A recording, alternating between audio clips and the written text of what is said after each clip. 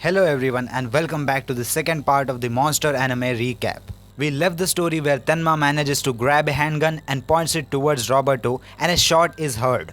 The story after that is a mystery and that is the point from where we are going to start our second part of the recap. After the shot is heard, Tenma shoots Roberto and then fires again and Roberto falls over the balcony. The fire inside the library starts spreading but the people are trapped inside by the locked doors. Tenma helps people escape by shooting out the doors. Meanwhile, Nina has entered the building, but neither she or Tenma can bring themselves to shoot Johan. Suddenly, the canopy over the stage collapses in flames, engulfing Nina and Schuwald. Back at Schuwald's residence, Carl finds the results of an investigation done by Schuwald into his mother's life and her disappearance. Lunch initially suspects that Tenma set the fire and planned to assassinate Schuwald. But after Carl asks Lunch to search for Johan, who has not been seen since the fire, and Lunch visits Johan's former apartment, he begins to believe that Johan is real. Schuwald asks Carl to deliver a message to someone in Dresden. Nina leaves the hospital and undergoes psychological analysis with Dr. Reichman and Dr. Gielan to recover her memories, which involved 3 frogs and a bridge. After that, she leaves to find Tenma, and Dieter insists on leaving with her. In Dresden, Tenma meets Carl, who tells him that the twins' mother is alive and living in Prague. Afterwards, another character is introduced whose name is Wolfgang Grimmer. He is a freelancing journalist and a former East German investigating allegations of child abuse and psychological reprogramming in former East Germany orphanages. While on train to Prague, he shares a booth with Dr. Tenma. When guards arrive to arrest Tenma, Grimmer assists him to escape and then helps him across the border. In Prague, Grimmer confronts Petrov, the former director of 511 Kinderheim, about his involvement in this project. Grimmer possesses Petrov for records of 511 Kinderheim, but he denies that he was present during the revolt. Grimmer tells Petrov and then realizes that he is running a boys' orphanage. He plays soccer with the boys from Petrov's orphanage, and when they return, they notice a woman who resembles Anna Liebert leaving the orphanage. They find the assistant Anna dead and Petrov mortally wounded. Before he dies, Petrov blames Johan for the disaster at 511 Kinderheim and provides Grimmer with the key to the safety deposit box containing evidence of Johan's early years.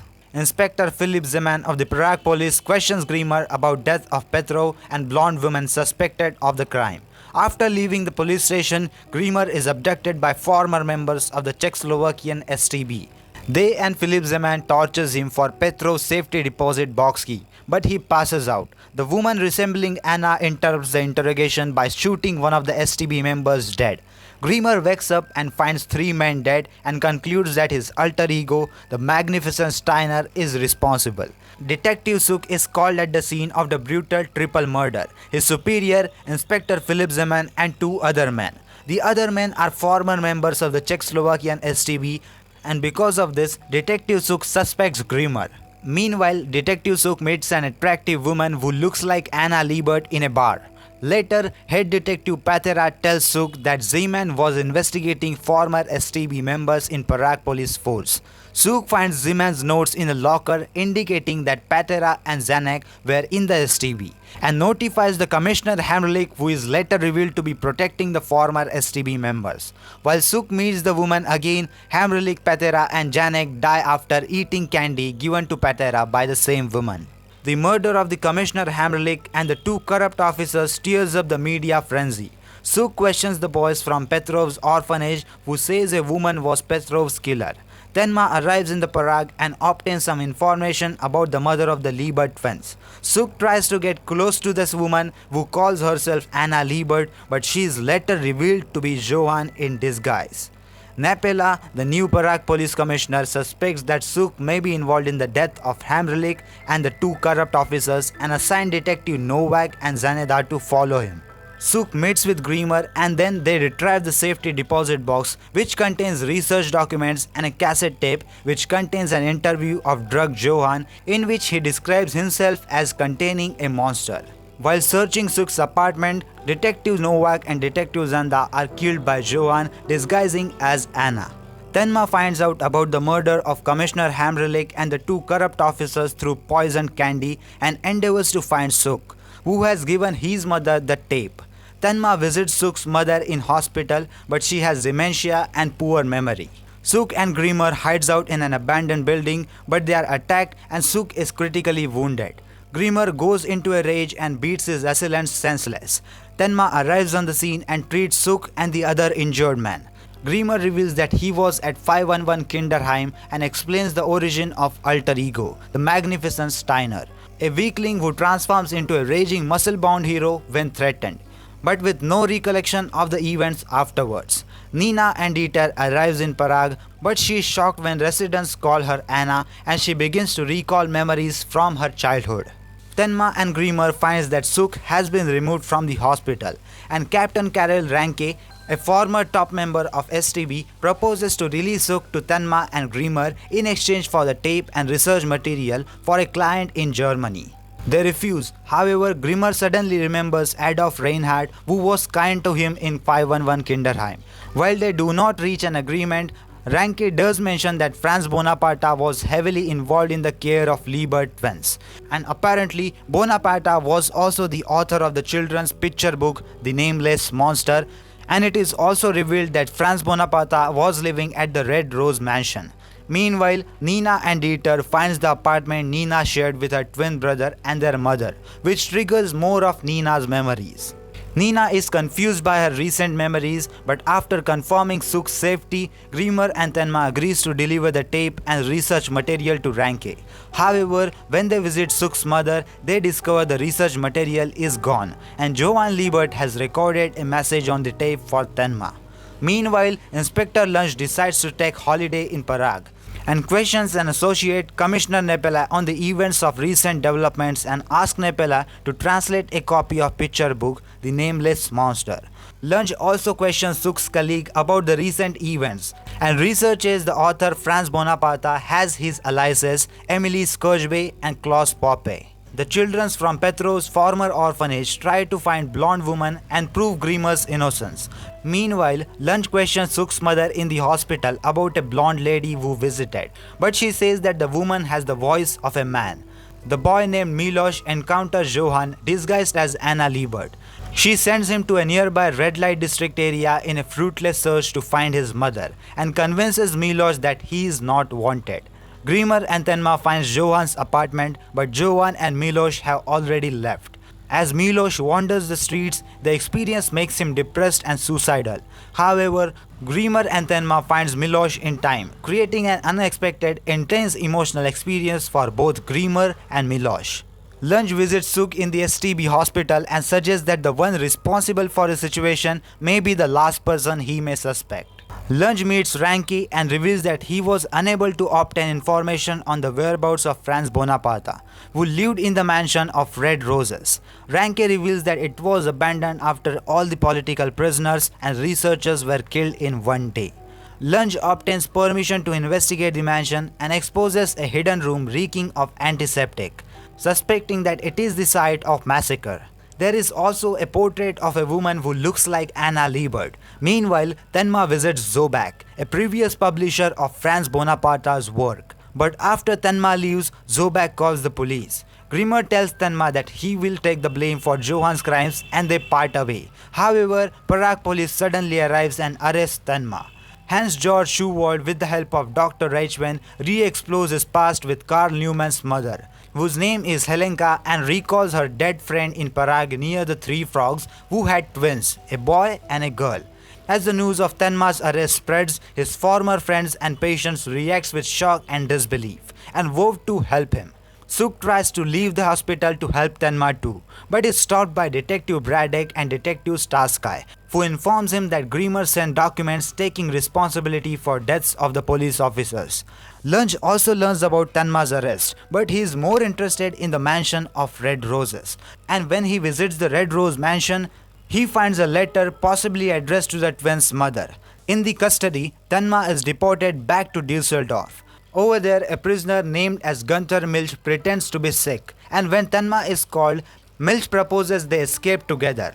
Former patients of Eisler Memorial Hospital enlist the aid of lawyer named as Fritz Waldemann to represent Tenma, and after visiting Tenma in prison, he agrees to take on the defense. Meanwhile, Eva returns to Düsseldorf. and after passing out following another drinking binge, she has a vision of seeing of Johan Liebert the night Adolf Junkers was murdered. Werdemann is called to the hospital when his wife goes into labor. So he asks his friend lawyer named Alfred Ball to represent Tenma for some time. However, when Ball appears in prison, Tenma is shocked to see that he is Roberto, who says that Eva Heienmann will be his next target. After hearing Roberto's threat against Eva, Tenma decides to confess to all the charges against him so he can be placed in the same transport van in the federal penitentiary with the prisoner Gunther Milch, who is planning an escape. On hearing the news of Tenma's confession, Eva remembers the time she was with Tenma and she treated him badly and decides to testify on his behalf. She calls Alfred Ball, who arranges to visit her. Gunther Milch's escape plan almost goes wrong when the prison van hits and almost kills his younger brother Gustav. However, Tenma manages to grab a gun and order the guards to release them. News of the escape is broadcasted while Eva is waiting to meet lawyer Alfred Ball in her hotel lobby. However, she overhears the phone conversation and recognizes Roberto's voice and realizes that he is after her. Along the road, Tenma forces Gunther to take Gustav to Eisler Memorial Hospital and then he and Gunther parts away. After Eva flees to her hotel room, there is a knock on the door which she hesitatingly answers. Tenma desperately tries to search for Eva before Roberto can reach her. However, when Roberto enters her hotel room, Eva is already gone. Meanwhile, Lunch returns to Düsseldorf and questions Werdemann about his father's past and links to Franz Bonaparte, whom he believes was the Czechoslovakian secret police. After Lunch leaves, Tenma accosts Werdemann to his car, but Werdemann confesses that he knows nothing about the plot against Eva. While out, Werdemann's house is ransacked, presumably for his father's notebook containing the notes about Bonaparte and Red Rose Mansion. Werdemann gives the notebook to Tenma and visits his wife and new baby girl in hospital. Tenma heads towards Red Rose Mansion in Prague while Werdemann and Dr. Reichwein also makes their way over there. While in Prague, Anna follows her memories and she finds Red Rose Mansion with Dieter. When Nina enters the hidden room, a painful memory is triggered involving a room full of bodies and she faints over there.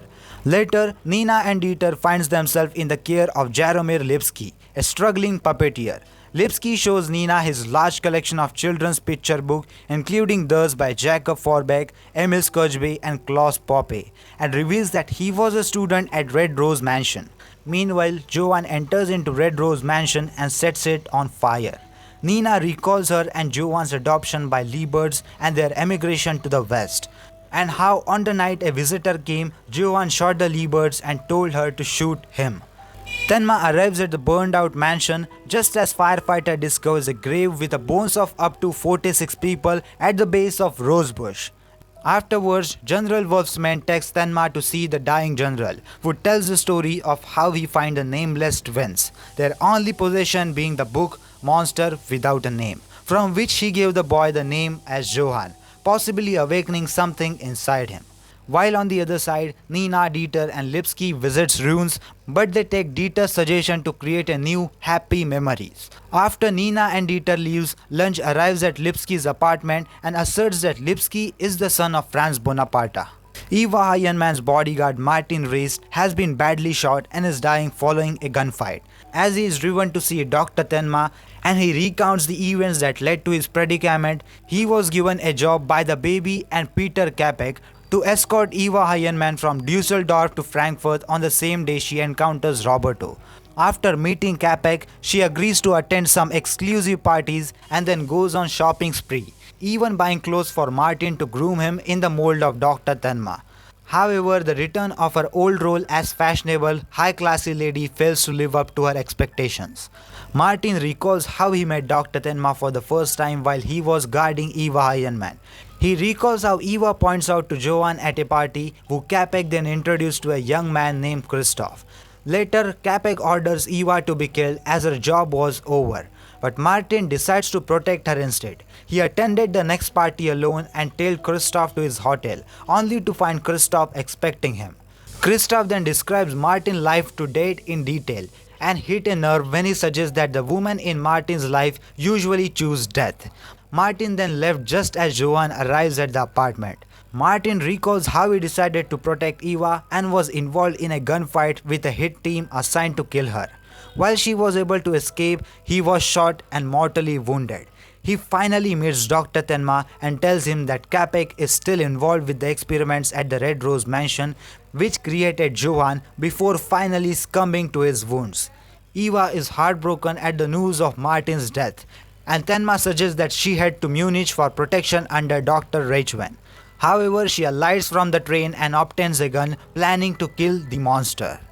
Nina returns to the apartment that she lived in with her mother and Johan and encounters more painful memories. Afterwards, she returns to Munich and Dr. Reichwen, where she volunteers for hypnosis to find the truth behind these memories. But she attacks Dr. Gillian when buried memories resurfaces. She leaves Dr. Reichwen's house 2 days later to try to stop Tenma from killing her brother. Meanwhile, Jan Suk and Fritz Weidemann interviews former resident of Red Rose Mansion to gather information on Franz Bonaparte's reading sessions with his picture book in this mansion, and also for Weidemann to find out more about his father's true involvement in Czechoslovakian politics. While searching for Peter Capek in Frankfurt, Tenma is chased by police and is hit by a van.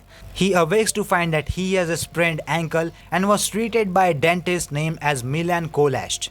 Milan tells Tenma that Peter Capek was responsible for the riots that broke out in the Turkish quarter of the city and the death of the loved ones of different nationalities who now live with Kolast. Milan Kolast feels responsible because he brought Capek, his former childhood friend, to Frankfurt. Kolast plans to kill Capek at the convention, and Tenma tries to prevent him going. However, Kolast fails in his attempt and is shot dead by police. Nina arrives in the Frankfurt where she recognizes Peter Capek in a television news report of assassination attempt. Detective Benjamin Weisbach was one of the first investigators in the murder of Liebert parents. On his last day before retirement, he escorts a convicted serial murderer named as Reinhard Dinger and questions him about why he committed the murders, and Dinger dates it back to when he sheltered young twins and the boy encouraged his violent tendencies, which Weisbach recognizes at the Liebert twins. At the same prison, Dr. Gillen is interviewing several murderers about why they also killed people who did not fit their usual modus operandi. They both meet and they both realize that these criminals committed their atypical crimes at the request of a young man who fits the description of Johan. The baby expresses his concerns to Capek about Johan's program to killing people to hide his scandals of Christoph Sierwech and whether they can control him. He also reveals that Nina Fortner has arrived in Frankfurt. Later, the baby is assassinated by a prostitute, and his death sends shockwaves through the Capek's organization. Capek becomes paranoid about who is loyal or not, and in panic, he kills one of his guards who is driving him to his villa. He makes it to his cottage where Johan is waiting for him, and Wu says that Franz Bonaparte is still alive. The news of Milan Kolast's death devastates his friends, and Tenma is even more determined to find Johan now. He follows Christoph to his apartment, but Eva is already there, prepared to kill Johan. When Capek's men pick up Nina, she prepares to kill Capek, but she pauses. Capek realizes his hold on his organization is crumbling and Johan is pulling all the strings. The police searches Milan Kolast's house and discovers that his target was Peter Capek. Eva accosts Christoph demanding to know Johan's whereabouts, and he reveals that he and Johan were the only survivors of the massacre at 511 Kinderheim. Christoph then grabs the gun from Eva, but before he can shoot, Tenma arrives and shots are fired. Capek reveals to Nina that she and her twin brother Johan are the products of extensive eugenetic experiments which he designed to breed the perfect children without their mother's knowledge. When pregnant, their mother unsuccessfully tried to escape, and after the children were born, they were taken away. He then takes Nina to an abandoned building where Johan is waiting. Meanwhile, Tenma drives Christoph to a hospital while Eva demands to know Johan's location. While Eva makes a phone call to a hospital at the payphone, Christoph reveals Johan's location to Tenma, who leaves without Eva. Nina enters the abandoned building and sees Johan, and memories comes flooding back of when they fled to Prague and the people that Johan killed that were kind to them. Nina confronts Johan, who presents her with the story of brainwashing which happens at the Red Rose Mansion and the occasion where over 40 people were poisoned except Franz Bonaparte, who survived. Suddenly, Nina realizes that she was the one who witnessed the deaths, not Johan, and it was she who ran home to find Johan dressed as her. The shock of this revelation nearly drives her to take her own life, but she is saved by Tenma again. She realizes that Johan took her experiences and made them his own. Capek then arrives and tells Tenma that he is going after Franz Bonaparte. However, Capek is gunned down shortly afterwards by two members of his organization for paranoid killing of his own guard earlier. Later, Johan visits one of his hired men and shoots him, before leaving stating that the true end is where he must be. Using a postcard provided by Lipsky, Lunge arrives in a quiet town of Ruhenheim. After being helped to his room in Hotel Versailles by boy Wim Knapp, he encounters Grimmer in this town who is using a alias to live in this town. Everyone in this town thinks that they heard a gunshot, and Grimmer offers to find a lost dog as an opportunity to investigate the town. Lunge also explores the town and he again meets Wim, the helper boy in the hotel, who is abused by his drunkard father Herbert and bullied by other boys. Lunge finally recognizes Grimmer, who alludes to an impending massacre in the town. Henning and Franka Hennig, an elderly working class couple, realizing that they have won the lottery, and Henning buys guns fearing someone will try to steal their winning. The local police tells Wim that they dumped his bike near Vampire's house, and when he goes there, he sees a murdered cat. He then encounters Grimmer and Lunge inside the house, which is filled with sketches of Liebert twins. As Conrad, the local cafe owner and jam maker, is clearing wines, he is approached by a stranger holding a gun. Lunge tells Grimmer that something terrible may already happening in Ruhenheim, a quiet town that appears to be filled with unhappy people. When the Hennig couple goes to see Conrad, they find his murdered body. After being beaten up to the bullies again, Wim is offered a gun to kill them, while the elderly couples live in the hotel also offers his drunken father a gun.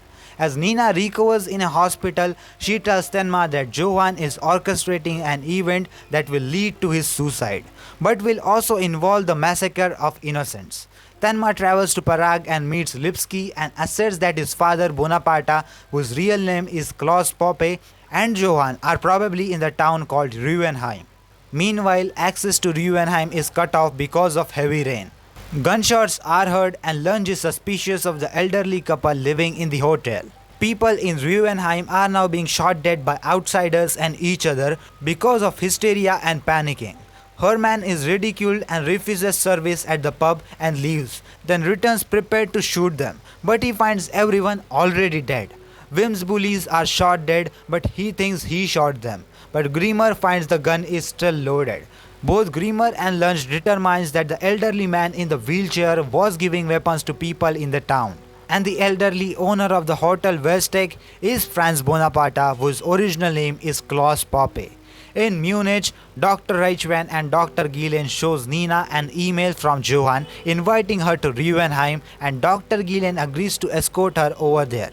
Back in Ruhenheim, the murder continues, led by Roberto. Bonaparte awaits his fate, prepared to die, but Grimmer swears that he will be publicly exposed. The Hennigs arrives at hotel and using their weapons. Lunge decides to confront a ringleader who is reported at the Bergsbach hotel. While Grimmer prepares to mount defense at Bonaparte's hotel, Tenma arrives at Ruhenheim by foot and tries to evacuate some women and children. Grimmer binds the elderly couple as they prepare to repel any attacks. Tenma encounters Lunge, who grudgingly apologizes for his previous accusations against the doctor. He asks Tenma to take the waitress Else to Hotel Versailles after she fled from Roberto. As Nina and Dr. Gillian also rushes to Ruhenheim, Lunge begins his assault at Bergbach Hotel. Back at the Hotel Versailles, they come under heavy gunfire. The Hennigs are wounded and elderly couple are killed. Grimmer steps out on the street to reason with the unknown assailants. However, Else is shot dead just as she reaches him and he is shot as well. Grimmer's anger overwhelms him and he charges into gunman's building. Meanwhile, Nina and Dr. Gillian reaches a path that leads to Ruhenheim and meets survivors who Dr. Gillian tells to call authorities as Nina runs into town. Grimmer is able to kill 4 of the assailants before Tenma arrives, and he tells Tenma that he used his own anger instead of becoming the magnificent Steiner to defeat his attackers this time. Before succumbing to his fatal injuries, Grimmer gives Tenma the letter Inspector Lunch found at the Red Rose mansion, and he finally experiences the emotion of sadness. Wim and Bonaparte arrives and mourns Grimmer's death. Lunch finds Roberto at the Hotel Bergbach but is shot. Tenma reads the letter which was written by Bonaparte. Bonaparte confesses that he fell in love with the mother of the twins and had a change of heart, so he killed everybody at the mansion who knew about the experiment. Tenma and Bonaparte walks towards the Bergbach Hotel, and Bonaparte says that he visited the Lieberts on the night of their murders to see the children's and was aware of what happened later. Bonaparte admits that he created a monster, and Tenma admits that he brought him back to life. In Hotel Bergbach, Lunch and Roberto have shot each other, and Roberto taunts Lunch about his failed family life. He says that Johan wants Tenma to be the last one left alive to see what Johan saw. But somehow Lunch manages to beat Roberto and demand to know where Johan is. Meanwhile, Nina and Dr. Gillen arrives at the Hotel Versailles, where Wim recognizes her from Bonaparte's paintings. She and Dr. Gillen go to the house containing drawings of the twins, which triggers the memories of the Red Rose Mansion poisoning and her mother telling the twins to flee. One of the few survivors, Herbert, is still looking for his son Wim, blaming the devil for the death of the townspeople. Tenma, Wim and Bonaparte arrives at the Hotel Bergbach when Johan arrives over there too. Bonaparte attempts to shoot Johan but is gunned down by Roberto, who soon dies of his own injuries.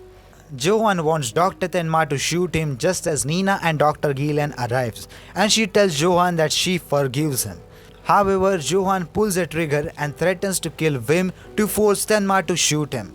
Herbert arrives over there and, seeing the images of horrible beast, shoots Johan in the head. With Massacre now over, authorities rushes into the town and attempts to determine what happened from the statements by Dr. Gillen and Inspector Lunch. Just as Tenma is recognized and about to be arrested, an ambulance worker arrives asking for Tenma's assistance. And it is revealed that Johan is still alive with a bullet wound to his brain. And Lunch suggests that Tenma is the only qualified neurosurgeon who can save him. Later, the ambulance takes Tenma and Johan to the hospital, and Tenma prepares to operate on Johan and save his life again. Some months after the time of events of Ruhenheim, Karl informs Schuwald that Dr. Tenma has been cleared of all the charges and is now working for Doctors Without Borders. Eva Heinemann informs Dr. Richwin that she is now working as an interior designer and has overcome her angers at Tenma and her grief over Martin, and gives him a scrapbook of clippings of Dr. Tenma. Suk, Wademan and Lunch pay their respect to Grimmer's grave, where Lunch tells him that he is now a professor at the police academy and leaves a cold beer at the graveside. Otto Haeckel gives information to Dieter for Tenma on the whereabouts of twins' mother. Dr. Tenma visits her in the southern France, and she tells him that she loved the father of her twins and wished revenge on those who killed him through her children's. She also recalls how the children did not want to be abandoned by their mother and tells Tenma their real names. In Heidelberg, Nina graduates from university. Dr. Tenma later visits an apparently unconscious Johan who is in coma now and has a hallucination of Johan waking up on his bed and looking at him. Wondering if his mother chose Nina to be taken for the experiment to protect him, or has she mistaken him for his sister. As Tenma leaves the police hospital, Johan's bed is shown empty with a window open. The end. And that's the end of one of the most amazing psychological thriller anime out there. Of course, monster anime can be studied in deep, and that's why this 1 hour of recap cannot justify this anime. But I tried my best to give as much as context and as much as information I can in this video of 2 parts of Monster Recap. Have you enjoyed this video? Have you enjoyed this 2-part series? If you enjoyed it, then let me know your thoughts in the comment section down below about this Monster Anime Recap. And like this video and subscribe to my YouTube channel, because I post daily anime content about top 10 top 5 listings, anime reviews, recommendations, news theories and all sorts of anime content on daily basis. So if you enjoyed, please subscribe, and that was it, and I will see you in the next one. Sayonara.